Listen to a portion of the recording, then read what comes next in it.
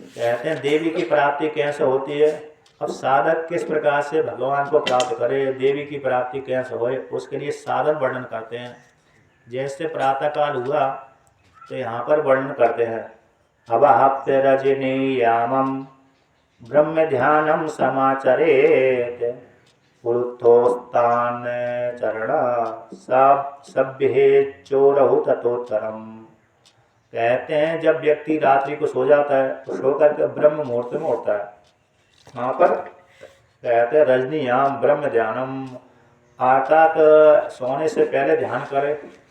सोने से पहले जब सोने जा रहा है उस काल में देवी का ध्यान करके सो जाए। इसके पश्चात जब प्रातःकाल सूर्य भगवान उदित होने से पहले ब्रह्म मुहूर्त में, कहते हैं 1.5 घंटा पहले, सूर्य भगवान के 1.5 घंटे पहले से ब्रह्म मुहूर्त चालू हो जाता है। तो कहते हैं उस काल में उठे, उठ करके कहते हैं एक उलू पे दूसरा उलू रख ले, एक जंगा पे, एक पैर की जंगा पे दूसरा पैर रख ले, दूसरे पैर की जंगा पे दूसरा पैर रख ले। ऐसा प्रकार के पद्मासन लगा करके बैठ जाए और पद्मासन लगाकर बैठ करके ब्रह्म का ध्यान करे। क्या करे? ब्रह्म का ध्यान करे। तो 1 घड़ी 2 घड़ी 1 घड़ी आदि ब्रह्म का ध्यान करे, आधे घंटा आदि ध्यान करे। और ध्यान करने के पश्चात थोड़ा भोर सा हो जाए अथवा उसी काल में, तो कहते हैं इसके पश्चात यहाँ पर भी वर्णन करते हैं कैसे ध्यान करके पद्मासन लगा करके रीढ़ की हड्डी को, कमर को सीधा करके, अरे हाथों, एक हाथ को दूसरे हाथ के ऊपर रख करके आंखों को बंद करके, कैसे आंखों को खोल करके ध्यान करेंगे, ध्यान नहीं होगा, सामने तो वो रूप ही दिखेगा। दीवार दिख, यदि कमरे में तो दीवार दिखेगी, वो कमरे में जो सामान है वही दिखेगा। तो आंखों को बंद कर दे, तो आंखों को बंद करने से ना दीवार दिखती ना कमरों का सामान दिखता है। और ऐसा भी है, कहते लाइट, अरे प्रकाश नहीं है तो अपने आप ही नहीं दिखता है कमरे के भीतर, तो अंधकार में रात्रि के समय। तो कहते हैं आंखों को बंद करके, अंतःकरण को शुद्ध करके, दांतों के द्वारा, कहते न स्पर्शे, जैसे ये है ना ऐसे कर ले, लेकिन दांतों को अलग अलग करे। अंदर ये अंदर के जैसे ऐसे करके रखते हैं ना, तो दांतों से दांत टकरा कर न रखे, लेकिन दांत ओष्ठ को टकराए, ओष्ठ से एक ओष्ठ से दूसरे ओष्ठ को मिला ले, लेकिन दांत भीतर दूर दूर रहे। और जिब्बा को भी कहते हैं बीच में रखे। तालु कहते हैं इसके प्रकार के, एक दांत से दूसरे दांत को टकराए ना, तो कहते तालुस्त अचल जिब्बायास संवृतः सुनिश्चलम। जिब्बा को तालु के समीप अचल स्थित, तालु को नज़दीक में रखे, तालु के नहीं, जिब्बा को भी कहीं कहीं तो बीच में आता है, टेढ़ी जिब्बा करके, और टेढ़ी जिब्बा करके आकाश में स्थित करे, वो खेसरी मुद्रा आदि हो जाता है। और कभी कभी जिब्बा को जो टेढ़ी करके, जैसे किसी लड़के अथवा लड़की की जिब्बा लंबी होती है तो वो उस जिब्बा को जो अंदर अरे स्तन रहता है उसमें स्पर्श करा दे, मोड़ करके जिब्बा को। अब कोई हम भी आता, कोई भी स्त्री अथवा पुरुष अपनी जिब्बा को खींचते खींचते खींचते लंबी कर लेते हैं, तो जिसकी लंबी हो जाती है उसको कहते हैं खेसरी मुद्रा सिद्ध हो जाती है। जिसकी पतली जिब्बा है वो जल्दी हो जाती है, खींचते खींचते बार बार खींचो तो बार बार खींचते खींचते खींचते पतली हो जाती है। तो उससे क्या भी ध्यान के लगता है, अर्थात उसके द्वारा जिब्बा को खींचते खींचते खींचने के माध्यम से वो कंठ में ले जाते हैं, स्तन में टकराने से उसमें अमृत का पान किया जाता है।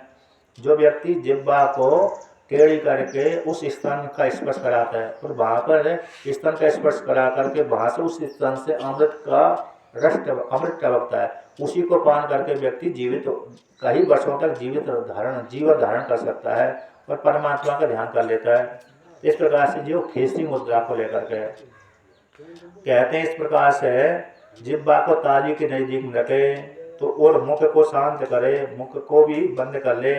और कहते हैं इसके पश्चात इंद्रियों के समूह को सन्निरुद्ध इंद्रिय ग्रामो न अति निम्न स्थित आसना।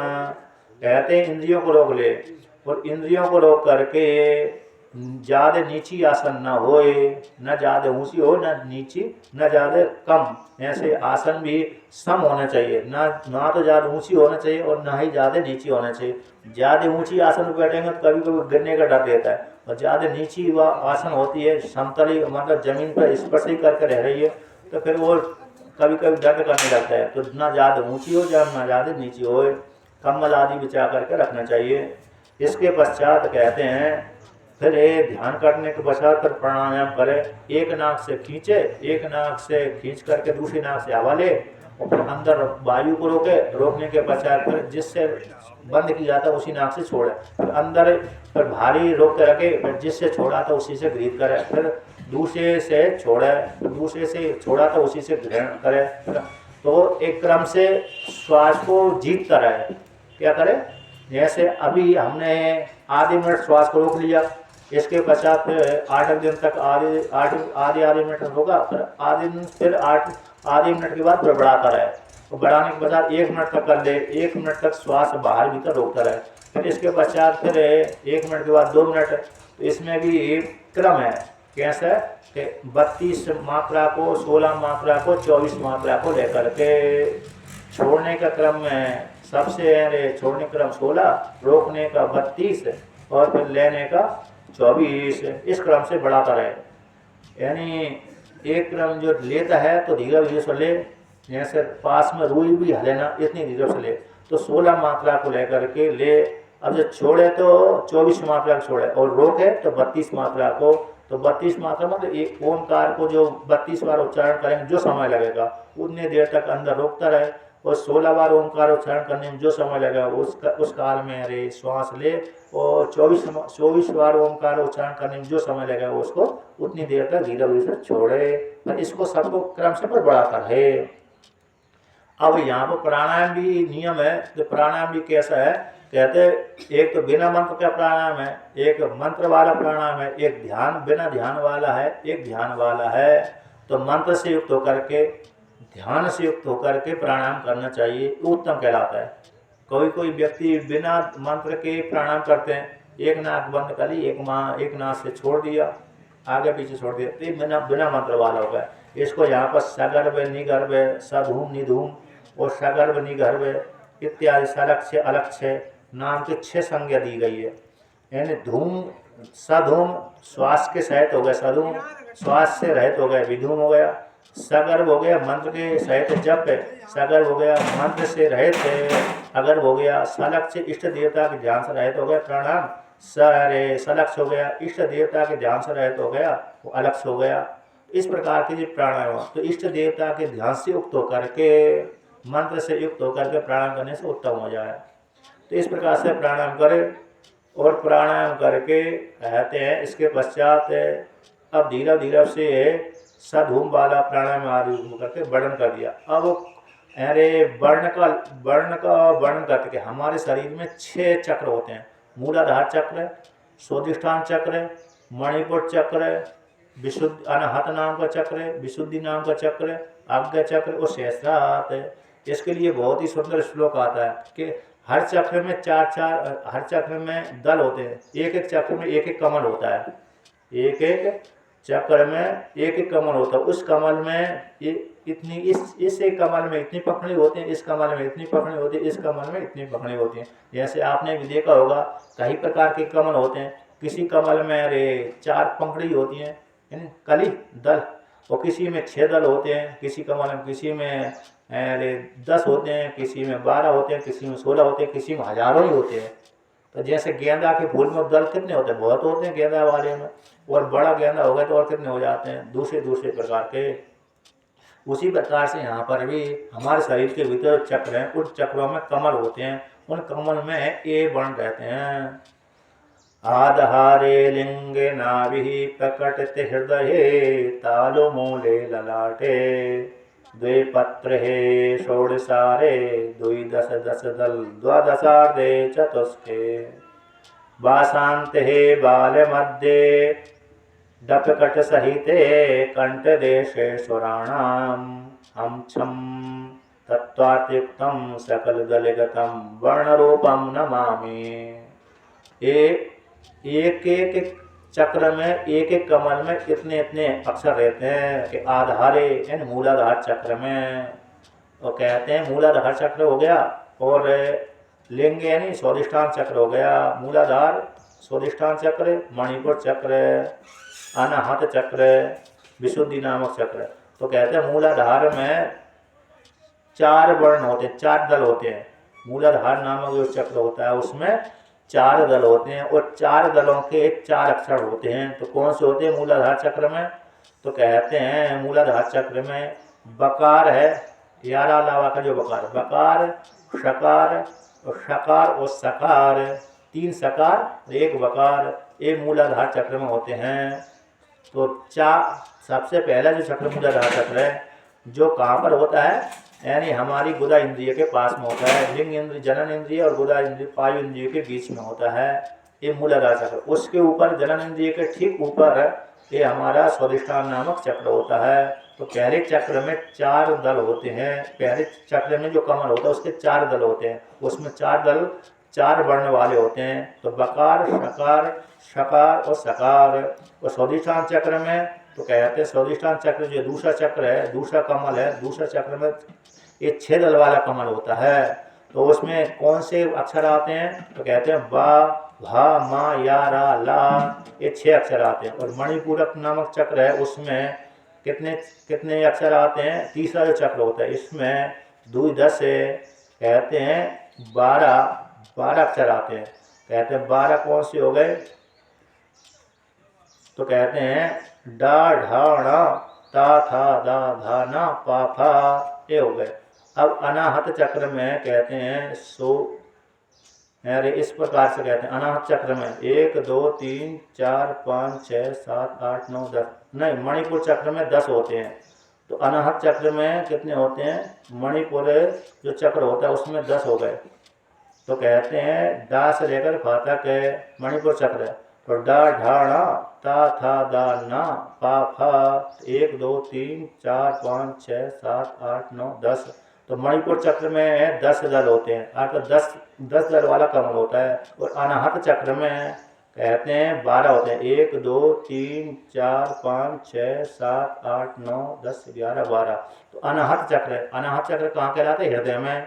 तो इस चक्र में कहते हैं 12 अक्षर होते हैं। कहाँ से लेकर? कहते हैं का, खा, गा, घा, गा, चा, छा, जा, झा, या, टा, ठा, ये 12 दल वाला कमल होता है। 12 दल के 12 अक्षर होते हैं। तो विशुद्धि नामक जो चक्र होता है ये कंठ में होता है। इसमें कहते हैं इसमें 16 स्वर होते हैं।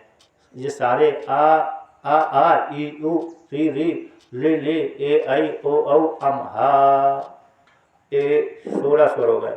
तो कहते हैं सारे अच हो जाते हैं 16 स्वर।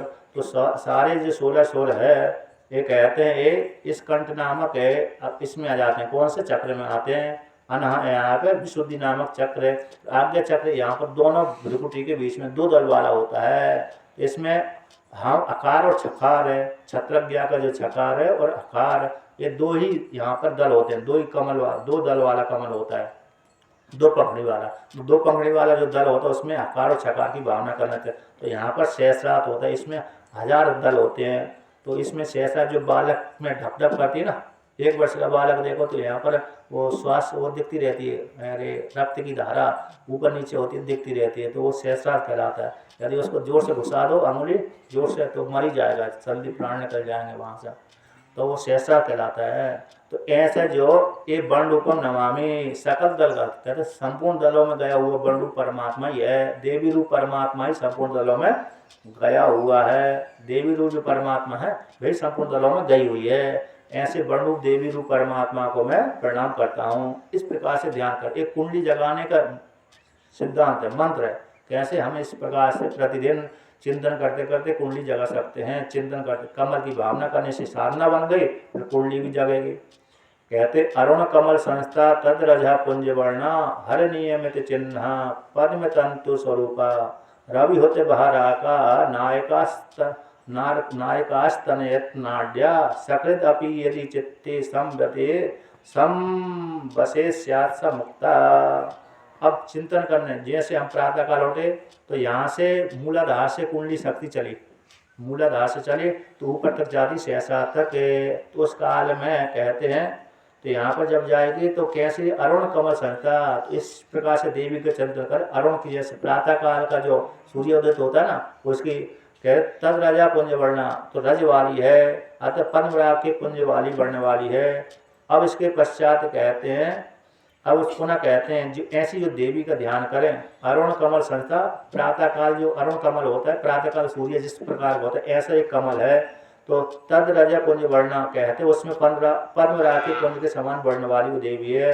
हर नियमित चिन्ह कहते शिवलिंग से अंकित है, यह शिवलिंग होता है ना उसके चिन्ह से अंकित है। और कमल तंतु पद्म तंतु स्वरूपा, पद्म के कमल के समान सूक्ष्म वर्ण वाली है।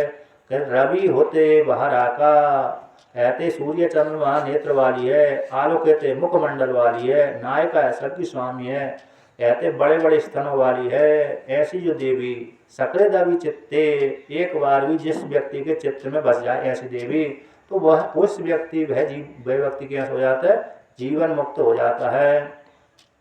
इस प्रकार से उस देवी का चिंतन करें। कहते हम देवी न चान्यवस्मी ब्रह्म एव हम न शोक वाक। कहते हैं हम सर्वात्मको देवा स्तुति सर्वम तद अचनम, मैं ही सर्वात्मक देव हूँ। स्तुति कहते हैं मैं वे भगवती ही कैसी है, सभी जगह गई हुई है, और वे ही सभी जगह गई है, वे ही गति है, वे ही यात्रा है, वे ही मति है। चिंता भी वही है, स्तुति वही है, वाणी भी वही है, और इस प्रकार से सर्वात्मा देवता भी वही है। और मेरे द्वारा की गई स्तुति भी आपकी समत रचना है। हम देवी, मैं ही देवी हूँ, मेरे से भिन्न कोई दूसरा नहीं है। ब्रह्म एवं हम न शोकवाक है, मैं ही ब्रह्म हूँ। ये साधक है ना, प्रातःकाल उठ करके इस प्रकार से चिंतन करे, प्रातःकाल को लेकर के फिर सच्चिदानंद स्वरूप मैं हूँ, सर्वात्मा मैं हूँ, इस प्रकार से व्यक्ति प्रतिदिन चिंतन करे। फिर कुंडली जगाने का मंत्र वर्णन करते, कैसे कुंडली जगाए।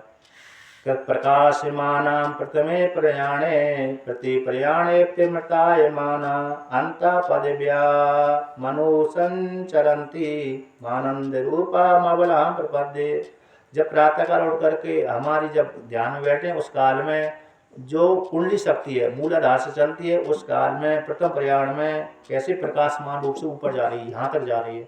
पुनः जब लौटती है तो कहते हैं अमृत स्वरूप वाली हो गई।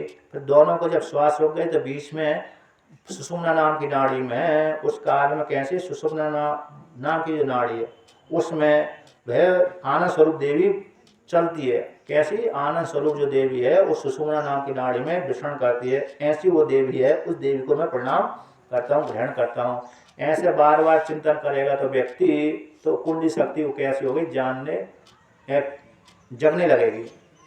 कहते ततो निज ब्रह्म रंध्रे ध्यायेत्तं गुरुमीश्वरम उपचारे मानसे पूजेत यतः विधि। इसके पश्चात ब्रह्मरंध्र में, शेषरात में अथवा हृदय में कहते परमात्मा रूप गुरु को वो विभिन्न प्रकार के मानसिक उपचारों के द्वारा पूजा करे। फिर इसके पश्चात कहते गुरु की भावना करे। गुरुर् ब्रह्मा गुरुर्विष्णु गुरुदेवो महेश्वर गुरुरेव परम ब्रह्म तस्मै श्री गुरुवे नमः। गुरु ही ब्रह्मा है, गुरु ही विष्णु है, गुरुदेवो महेश्वर, गुरु ही देव है, महेश्वर है, गुरु ही परम ब्रह्म है, तस्मै श्री गुरुवे नमः। जिसने ज्ञान दिया है वो इस प्रकार से चिंतन करे। अब यहाँ पर इस प्रकार से वर्णन करिया। अब आगे का वर्णन करते हैं।